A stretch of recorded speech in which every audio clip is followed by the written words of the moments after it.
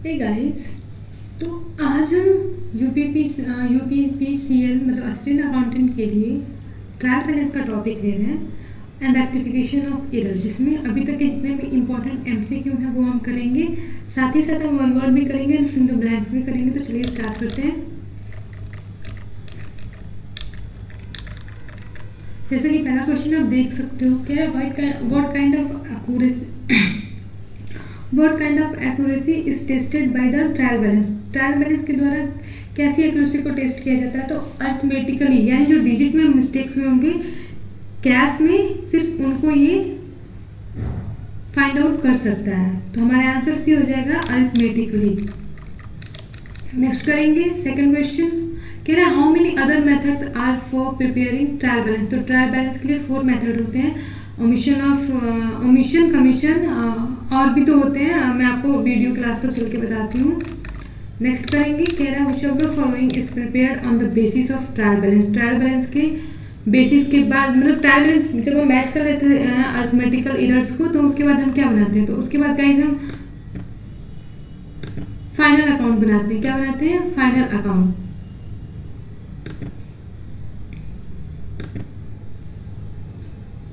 तो हमारा आंसर हो जाएगा सी, फाइनल अकाउंट।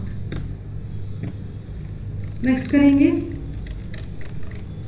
कह रहा of the two side of trial balance does not tally which account is open.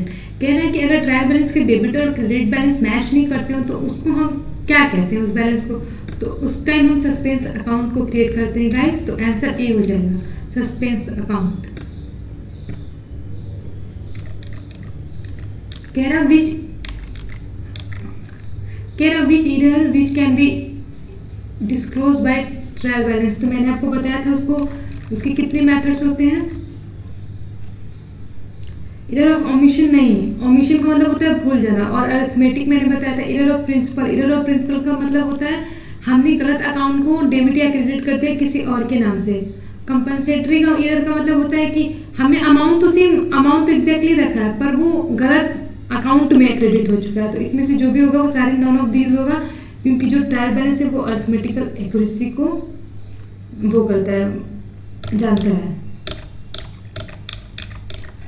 Error are rectified in this book. Error किस book में rectified होते हैं? तो लेजर में नहीं होता है, जनरल में नहीं होता। ट्रायल बैलेंस में हमको अरिथमेटिकल एरर पता चलते हैं।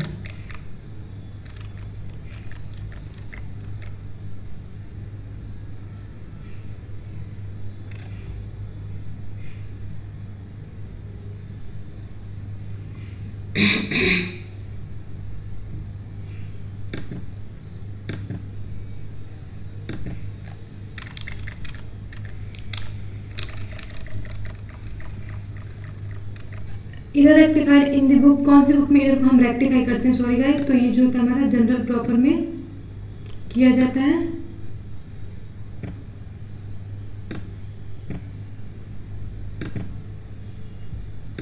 नेक्स्ट करेंगे, कह रहा है error committed by omitting entries in general book is called. कह रहा है कि एरर कमिट, ओमिटिंग का मतलब होता है भूल जाना। अगर आप एरर को भूल जा रहे हो तो उसको आप किस अकाउंट में, जनरल बुक के किस अकाउंट में कमिट करोगे? वो जो होता है हमारा एरर ऑफ ओमिशन होता है। ओमिशन मतलब होता है आपने उसकी एंट्री करना, आप उसकी एंट्री करना भूल गए हो उस ट्रांजेक्शन की। नेक्स्ट करेंगे, कि if the trial balance does not tally after many effort then following account is open. तो मैंने आपको अभी ऊपर बता रखा था कि जब ट्रायल बैलेंस के जो डेबिट एंड क्रेडिट साइड होते हैं, अगर वो मैच नहीं करते हैं तो हम सस्पेंस अकाउंट को ओपन करके और उनको मैच करा देते हैं। तो हमारा आंसर जो है वो सस्पेंस अकाउंट यानी कि बी हो जाएगा। अब कह रहा है error committed due to the lack of basis principle of accounting are card. कह रहा है बेसिस प्रिंसिपल के आधार पे अगर कोई भी एरर होता है अकाउंट में, ट्रांजेक्शन में फाइंड आउट होते हैं, तो उनको हम किससे कमिट करेंगे? तो वो जो होता है हमारा एरर ऑफ प्रिंसिपल होगा। एरर ऑफ प्रिंसिपल से हम उस एरर को क्या करेंगे? रेक्टिफाई करेंगे। नेक्स्ट करेंगे, अब हम फिलिंग द ब्लैंक्स करेंगे। ये आपको बहुत हेल्प करेगा। क्या ट्रायल बैलेंस इज मेयरली तो ट्रायल बैलेंस क्या है? ये सिर्फ एक स्टेटमेंट है जहाँ पे आपको ये पता चलेगा कि आपके जो भी अरिथमेटिकल एक्यूरेसी है वो सही है या गलत है। Are prepared on the basis of trial balance. तो मैंने आपको बताया था अगर हमारा ट्रायल बैलेंस जब बन जाता है तो उसके बाद हम फाइनल अकाउंट बनाते हैं। कौन से अकाउंट बनाते हैं? Final account. तो फाइनल अकाउंट होगा। कह रहे trial balance is a test of, trial balance किसको टेस्ट करता है? तो ये सिर्फ और सिर्फ अर्थमेटिकल एक्यूरेसी को टेस्ट करता है और कुछ भी नहीं। कह रहा है generally does not perform a part of trial balance. तो ट्रायल बैलेंस में जनरली क्या नहीं होता है? तो क्लोजिंग स्टॉक ट्रायल बैलेंस में नहीं होते हैं।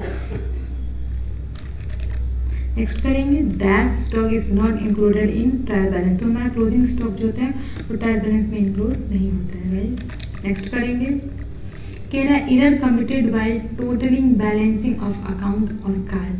कह रहा है कि जब हम किसी चीज़ का टोटल करते हैं तो वहाँ पे एरर आता है। अगर वो एरर आता है तो क्या कैसा एरर होगा?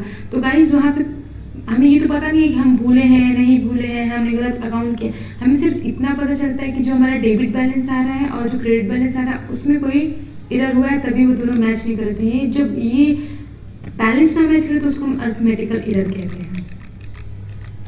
Dash error are disclose by trial balance. तो अर्थमेटिकल एरर ही ट्रायल बैलेंस के द्वारा डिस्क्लोज किया जाता है। If one error nullify the effect of another error such error are called, ऐसे एरर को कंपनसेटिंग एरर कहते हैं। फॉर एग्जांपल मान लो आपने राम से 500 रुपये लिए थे और करण को आपको 500 रुपये देने हैं। आपने क्या किया? आपने करण को 500 दे दिए और राम से 500 ले लिया। आपने अपोजिट किया। आपका अकाउंट बैलेंस मैच कर जाएगा क्योंकि आपको वैसे भी 500 डेबिट करना था और 500 क्रेडिट करना था, पर जो अकाउंट थे वो गलत हो चुके हैं। तो ऐसे अकाउंट को हम क्या कहते हैं? कंपनसेटिंग एरर्स कहते हैं कि एक ने दूसरे को कंपनसेट कर दिया और उनकी गलतियां छिप गई। कह रहा suspense account is dash account. ये एक टेम्परेरी स्टेट अकाउंट होता है गाइस। तो यहाँ से हम ट्रू फॉल्स करेंगे और देखेंगे कि हमें कितना पता चला। Closing stock aware outside the trial balance. तो अभी भी मैंने बताया था कि क्लोजिंग स्टॉक ट्रायल बैलेंस में नहीं आता है। तो ये हमारा आंसर जो है बिल्कुल सही हो जाएगा। नेक्स्ट करेंगे कह रहा trial balance is not a conclusive proof of accounting accuracy. तो कह रहे कि क्या पूरे के पूरे कहते हैं कि पूरा का पूरा अकाउंटिंग सही है अगर आपका ट्रायल बैलेंस मैच हो गया? तो नहीं, सिर्फ आपके अर्थमेटिकल एक्यूरेसी को ट्रायल बैलेंस बताता है। तो ये भी ट्रू है। कह रहा है trial balance is a test of only arithmetical accuracy. तो यस, ट्रायल बैलेंस सिर्फ और सिर्फ अर्थमेटिकल एक्यूरेसी को बताता है। तो trial balance helps to check the principle of double entry system. ये ट्रू है क्योंकि हम सिर्फ ये देखते हैं कि जो हमारा ट्रायल बैलेंस है तो जो भी हमारी जनरल एंट्रीज हुई है वो ट्रू है कि फॉल्स है। Trial balance is a part of ledger. Trial balance ledger का पार्ट नहीं होता है guys. Suspense account is a permanent account. अभी हमने ऊपर पूछा ये एक टेम्परेरी स्टेटमेंट होता है तो ये फॉल्स होगा। कह रहा single sided error are generally rectified directly in the ledger account before closing the account. तो ये कह रहा है ये ट्रू है। अगर किसी एक साइड में सिर्फ एरर है तो हमारा जो लेजर है जब हम बनाते हैं तभी वो डिस्क्लोज हो जाता है, क्योंकि वहाँ पे जब वो अकाउंट होगा उसके बैलेंस आपस में मैच नहीं करेंगे।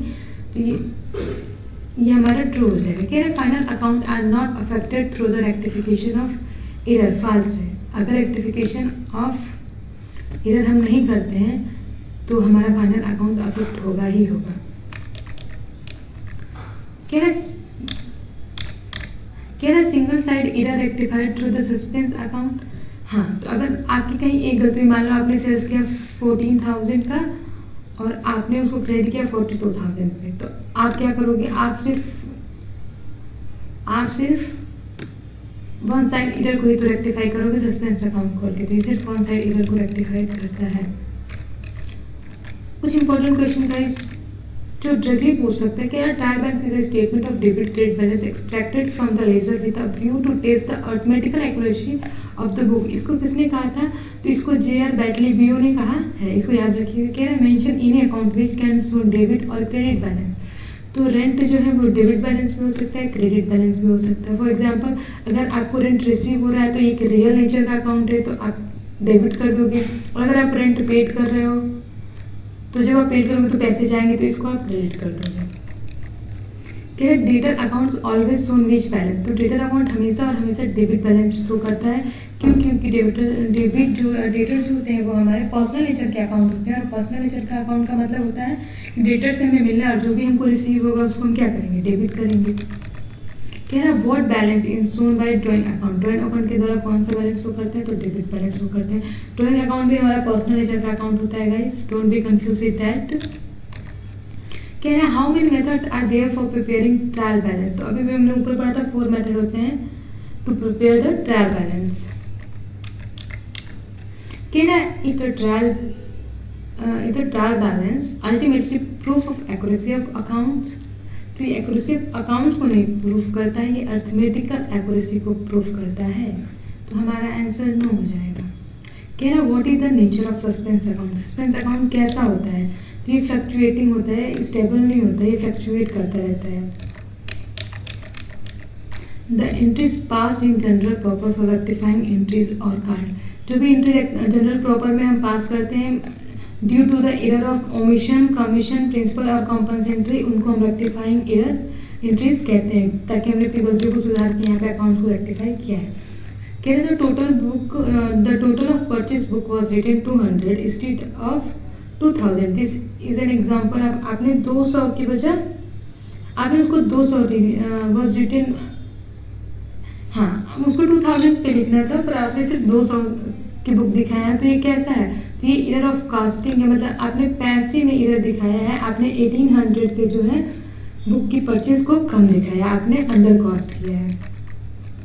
कह रहा है when 2 error nullify each other affect then such error are called, मैंने आपको बताया था जब 2 एरर एक दूसरे की गलतियों को छुपा लेते हैं तो उनको हम कंपनसेटिंग एरर कहते हैं, दोनों ने एक दूसरे की गलती को कंपनसेट कर दिया। कह रहा when are rectifying entries passed, तो रेक्टिफाइंग एंट्रीज कब पास होती है, तो ये beginning of the year pass होती है। आई होप आपको मेरी ये वीडियो अच्छी लगी हो। So guys please don't forget to subscribe and please comment करिए कि आपको मेरी वीडियोस कैसी लगती हैं। Thank you.